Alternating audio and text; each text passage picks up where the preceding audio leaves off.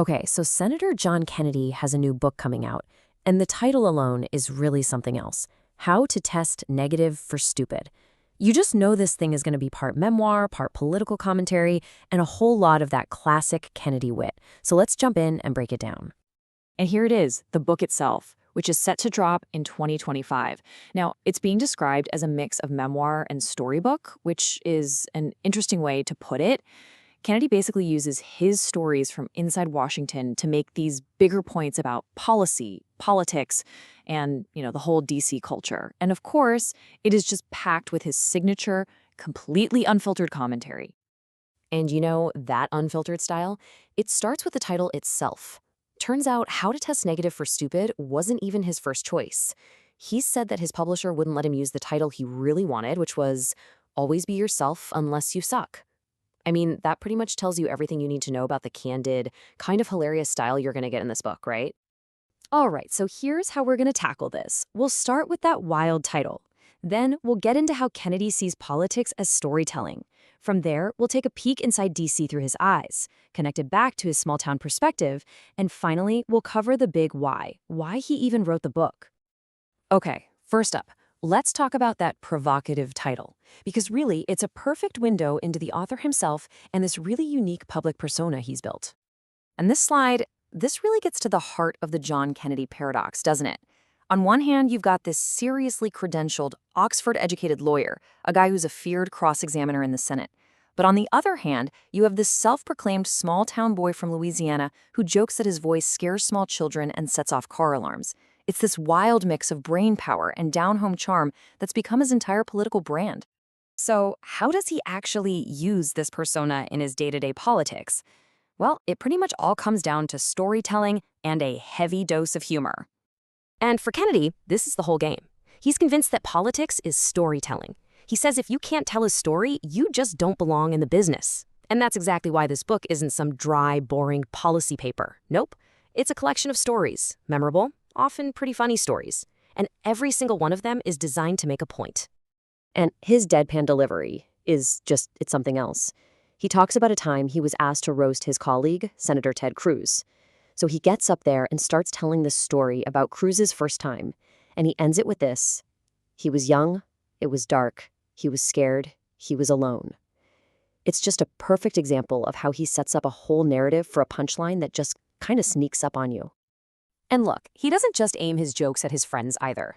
When somebody asked him to compare the two Senate leaders at the time, Mitch McConnell and Chuck Schumer, this is what he came up with. I mean, it's just such a classic Kennedyism, right? It's sharp, it's a little bit shocking, and it's absolutely designed to slice right through all that boring political jargon we're used to. All right, so now let's see what happens when he turns that same sharp eye inward, on the inner workings of Washington, D.C. itself. So how does he describe the U.S. Senate? Well, he doesn't give you some boring political science lecture. No, he gives you this perfect analogy. He says, think Mean Girls.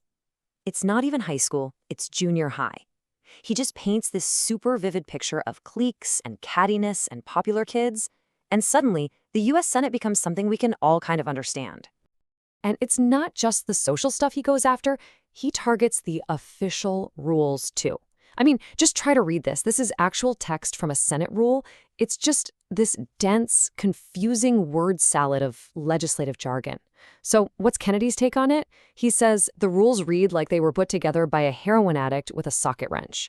It's such a blunt, visceral way to criticize what he sees as the complete absurdity of how Washington works. So you have to ask, where does this point of view even come from? Well, Kennedy ties it all back again and again to his roots in small-town America. His entire critique of Washington is grounded in his hometown of Zachary, Louisiana. This is how he describes the people there. They get up, go to work, obey the law, pay their taxes, try to do right by their kids, and they're not sitting around reading Aristotle every day. This image of the regular, average American is the lens through which he sees everything the political elite does. And really, this all leads to his central argument, which is summed up perfectly right here. Washington is not America, and most people in America loathe Washington. This quote basically is his entire worldview. He's arguing there's this huge, fundamental gap between the DC bubble and, well, everyone else. Okay, so finally, this brings us to the book's stated purpose. Why did he even bother to write it? Well, Kennedy himself lays out 3 pretty clear reasons. So, what are his goals here? He says there are 3. First, he wants to pull back the curtain and show people what the Senate is really like. Second, he wants to explain that bizarre DC culture, where, as he puts it, normal is just a setting on the clothes dryer. And finally, and this is important, despite all the sharp criticism, he wants to offer a little bit of hope, to make people feel like it doesn't have to be this way. And that brings us right back to where we started, that title. Because it's clearly more than just a good punchline, right? It's a challenge. It's his call for common sense instead of rigid ideology, for clear talk instead of jargon, for the perspective of a place like Zachary, Louisiana, over the perspective of Washington, D.C. So the book really leaves you with this one big question to chew on. In today's incredibly complex political world, what does it actually mean to test negative for stupid?